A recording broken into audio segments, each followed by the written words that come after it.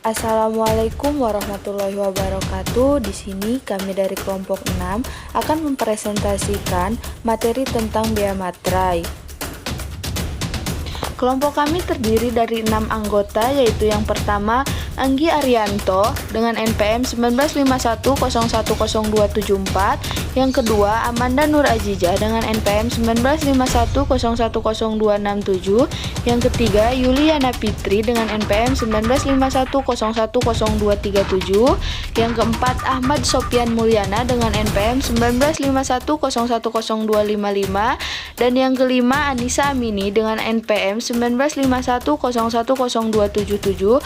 Lalu yang terakhir Tia Sari Handayani dengan NPM 1951010213 dengan dosen pengampu Ibu Maya Melia MPD.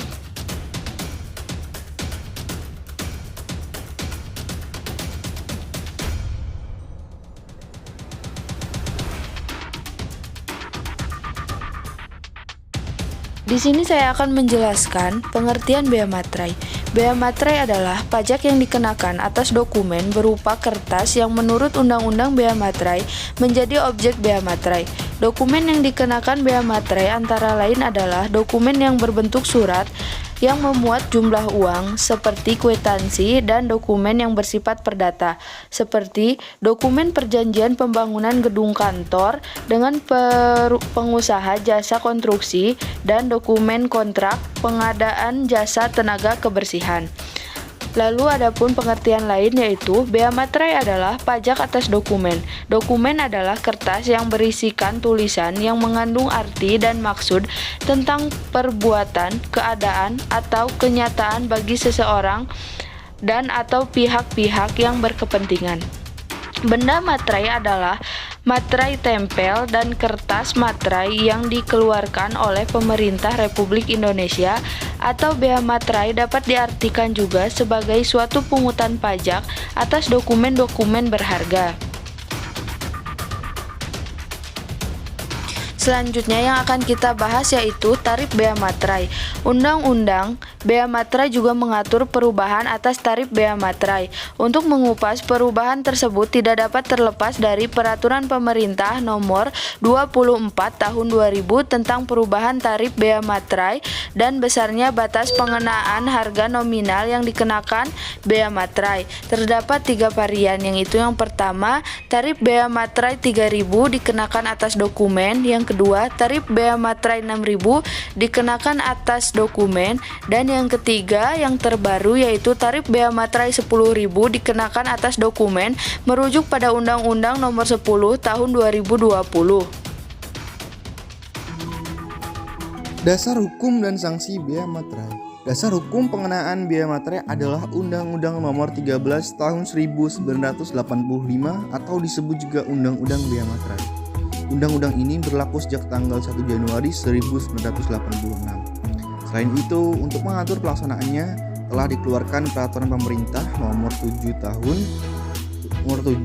1995. Sebagaimana telah diubah dengan Peraturan Pemerintah Nomor 24 Tahun 2000 tentang perubahan tarif bea materai dan besarnya batas pengenaan biaya harga nominal yang dikenakan bea materai.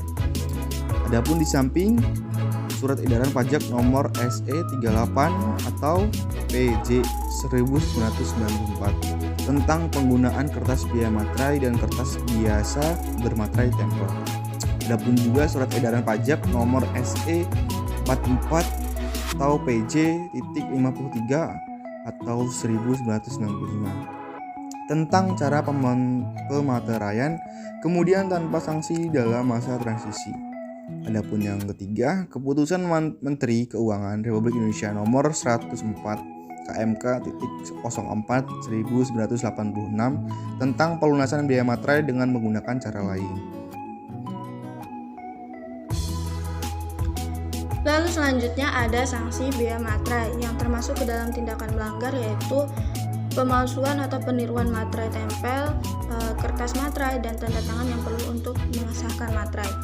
Dengan sengaja menggunakan cara lain untuk pelunasan bea materai pasal 7 2B tanpa seizin Menteri Keuangan dipidana dengan hukuman pidana penjara selama-lamanya 7 tahun. dengan sengaja menyimpan yang bermaksud untuk diedarkan atau memasukkan ke negara Indonesia materai palsu yang dipalsukan atau yang dibuat dengan melawan hak.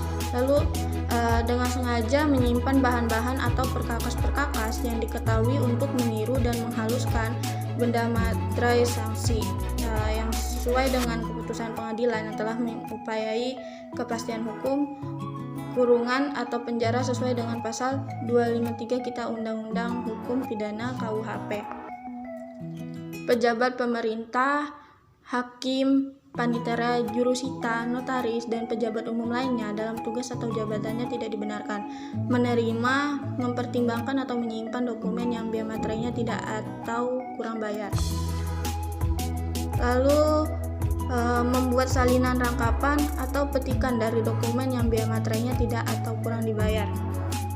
Melakukan dokumen yang biaya materai yang tidak atau kurang dibayar pada dokumen lain yang berkaitan.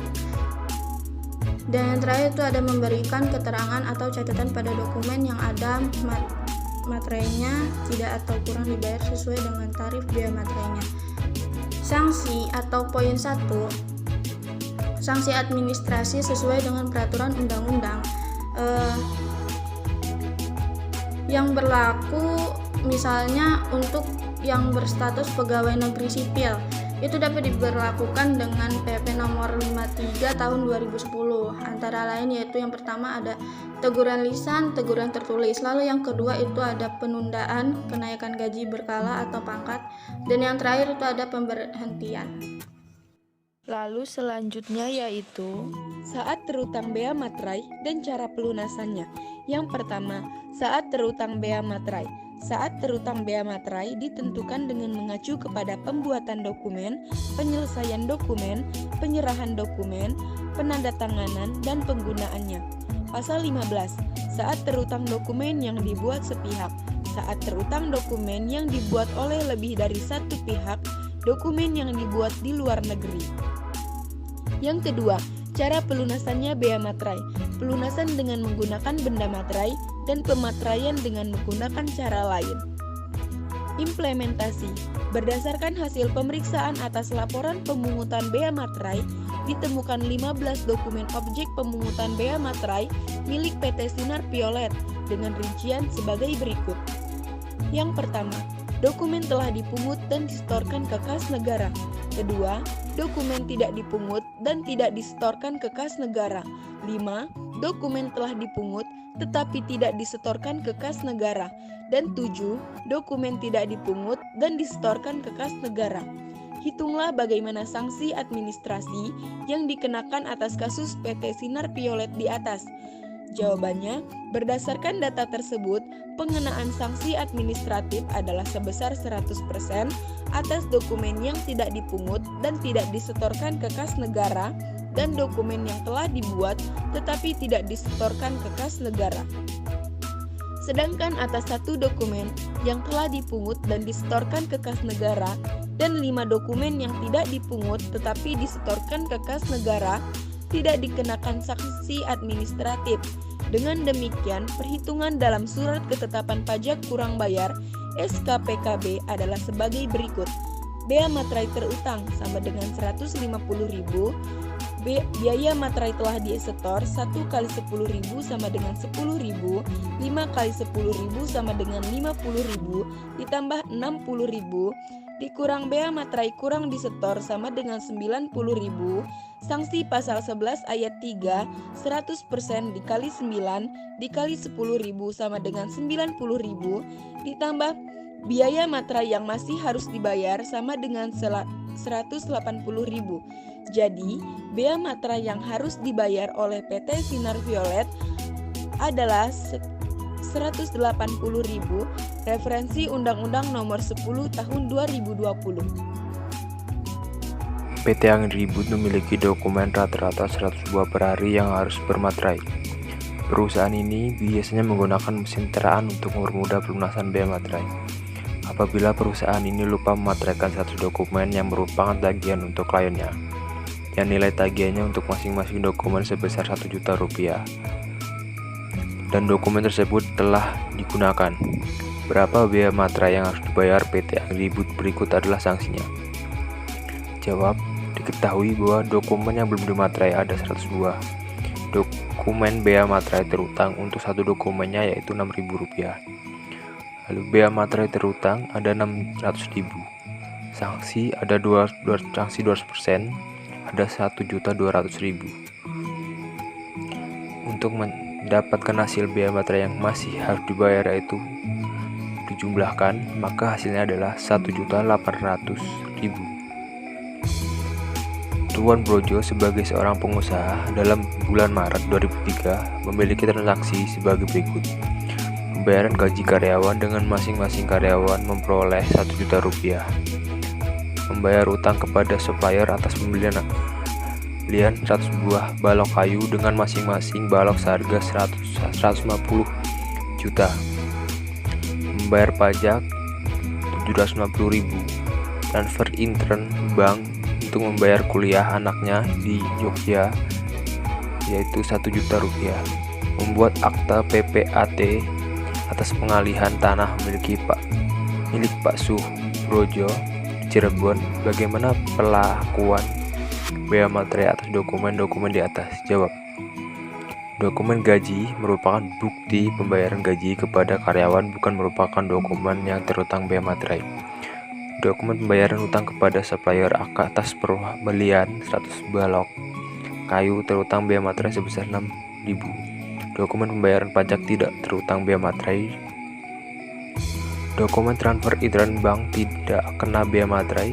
Akte PPAT yang dibuat oleh perpajakan PPAT beserta rangkapnya merupakan dokumen yang terutang bea materai masing-masing sebesar Rp6.000.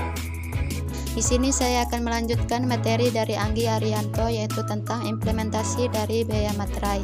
Contoh, Apotik Segar Waras merupakan toko obat yang menjual obat-obatan dan perlengkapan medis.